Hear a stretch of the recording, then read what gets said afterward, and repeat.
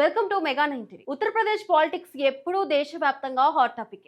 అక్కడ ఏ చిన్న నిర్ణయం తీసుకున్నా దాని ప్రభావం ఢిల్లీ దాకా వెళ్తుంది. అయితే రాజకీయాల్లో ప్రత్యర్థులు తెచ్చిన వివాదాస్పద నిర్ణయాలను, చట్టాలను తుడిచిపెట్టడంలో ముఖ్యమంత్రి యోగి ఆదిత్యనాథ్ స్టైలే వేరు. తాజాగా ఆయన సమాజ్వాదీ పార్టీ అధినేత అఖిలేష్ యాదవ్ కు ఊహించని బిగ్ షాక్ ఇచ్చారు. సుమారు 10 ఏళ్ల క్రితం అంటే 2016లో అఖిలేష్ యాదవ్ ముఖ్యమంత్రిగా ఉన్న సమయంలో తీసుకువచ్చిన అత్యంత వివాదాస్పదమైన ఉత్తరప్రదేశ్ మదర్సా బిల్లును యోగి ప్రభుత్వం తాజాగా ఉభయ సభల నుంచి అధికారికంగా వెనక్కి తీసుకుంది. అసలు ఒక ముఖ్యమంత్రి 10 ఏళ్ల క్రితం నాటి బిల్లును ఇప్పుడు ఎందుకు వెనక్కి తీసుకున్నారు?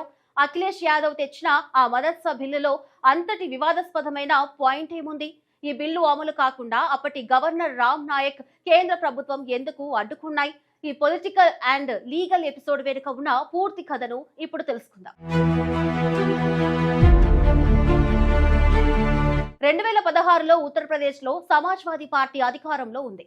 అఖిలేష్ యాదవ్ ముఖ్యమంత్రి. రాష్ట్రంలో ఉన్న మదర్సాల్లో పనిచేస్తున్న ఉపాధ్యాయులకు, ఇతర సిబ్బందికి క్రమం తప్పకుండా అంటే కరెక్ట్ గా నెల నెల వేతనాలు అందాలనే పేరుతో ఎస్పీ ప్రభుత్వం ఒక బిల్లును అసెంబ్లీలో ప్రవేశపెట్టింది. వినడానికి ఇది చాలా మంచి బిల్లుగానే అనిపిస్తుంది కదా, కానీ అసలు వివాదం మొత్తం ఆ బిల్లులోనే పెట్టిన ఒక చిన్న కండిషన్ వల్లే వచ్చింది. ఆ బిల్లులోని నిబంధన ప్రకారం మదర్సా ఉపాధ్యాయులకు జీతాలు ఇవ్వడంలో ఏమాత్రం ఆలస్యమైనా సరే అందుకు బాధ్యులైన ప్రభుత్వ అధికారులపై నేరుగా క్రిమినల్ కేసులు నమోదు చేయవచ్చు. అవును, మీరు విన్నది నిజమే. కేవలం జీతాలు ఆలస్యమైనందుకు ఐఏఎస్ ఇతర రాష్ట్ర స్థాయి అధికారులను జైలుకు పంపేలా ఆ బిల్లులో నిబంధన పొందుపరిచారు. ఈ పాయింట్ అప్పట్లో పెను సంచలనం సృష్టించింది. కేవలం ఒక వర్గాన్ని ప్రసన్నం చేసుకోవడం కోసం నిజాయితీగా పనిచేసే అధికారుల మెడపై కత్తి పెట్టడం ఏంటని అప్పట్లో ప్రతిపక్షాలు, ఉద్యోగ సంఘాలు తీవ్రంగా మండిపడ్డాయి.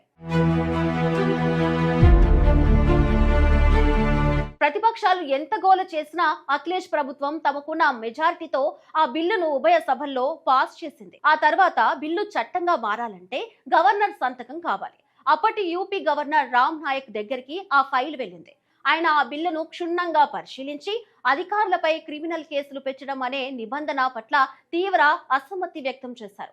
ప్రభుత్వంలో ఫండ్స్ లేకనో, టెక్నికల్ ఇష్యూ వల్లనో జీతాలు లేట్ అయితే దానికి అధికారులను క్రిమినల్స్ లా ట్రీట్ చేయడం రాజ్యాంగ విరుద్ధమని ఆయన భావించారు. దీంతో ఆయన ఆ బిల్లుపై సంతకం చేయకుండా నేరుగా అప్పటి రాష్ట్రపతి ఆమోదం కోసం ఢిల్లీకి పంపించారు.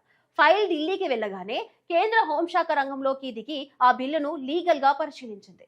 కేంద్ర ప్రభుత్వం కూడా ఈ బిల్లులోని నిబంధనలు చట్టపరమైన, రాజ్యాంగపరమైన దృక్పథంలో పూర్తిగా తప్పు అని, అధికారుల మనోధైర్యాన్ని దెబ్బతీసేలా ఉన్నాయని స్పష్టం చేసింది. ఈ బిల్లును వెనక్కి తీసుకోవాలని కేంద్రం యూపీ ప్రభుత్వానికి సూచించింది.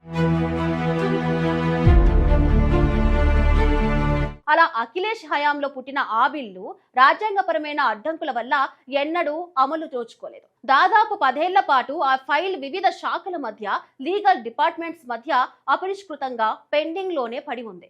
ఎప్పుడైనా ఎవరైనా కోర్టుకు వెళ్లి ఆ బిల్లును బతికించే ఛాన్స్ కూడా లేకపోలేదు. సరిగ్గా ఇక్కడే సీఎం యోగి ఆదిత్యనాథ్ తన మార్క్ చూపించారు. ఇలాంటి రాజ్యాంగ విరుద్ధమైన బిల్లులు రికార్డులో ఉండటం కూడా కరెక్ట్ కాదని భావించిన యోగి సర్కార్ తాజాగా ఒక సంచలన నిర్ణయం తీసుకుంది. ఉభయ సభల ఆమోదం పొంది ఎటు తేలని ఆ 2016 మదర్సా బిల్లును అధికారికంగా, శాశ్వతంగా వెనక్కి తీసుకుంటున్నట్లు ప్రకటించింది. చట్టపరంగా ఆ బిల్లు అధ్యాయానికి పూర్తిగా చరమ గీతం పాడేసింది.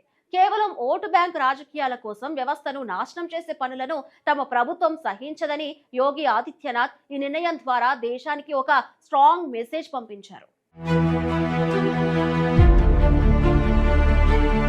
ఇక ఈ నిర్ణయం భవిష్యత్తులో మదర్సా విద్యా వ్యవస్థపై ఎలాంటి ప్రభావం చూపుతుందనేది వేచి చూడాలి. ముఖ్యంగా వేతనాల పంపిణీకి సంబంధించి ప్రభుత్వం ఎలాంటి కొత్త విధానాలను తీసుకొస్తుందో అన్నది ఆసక్తికరంగా మారింది. 10 ఏళ్ల నాటి బిల్లును ఉపసంహరించుకోవడం ద్వారా యోగి ప్రభుత్వం ఒక పాత వివాదానికి ముగింపు పలికింది. దీని స్థానంలో కొత్త, సమర్థవంతమైన విధానాలను ఆవిష్కరించాలని చూస్తుంది. ఈ పరిణామం ఉత్తరప్రదేశ్ రాజకీయాల్లో ముఖ్యమైన ఘట్టంగా నిలిచిపోనుంది.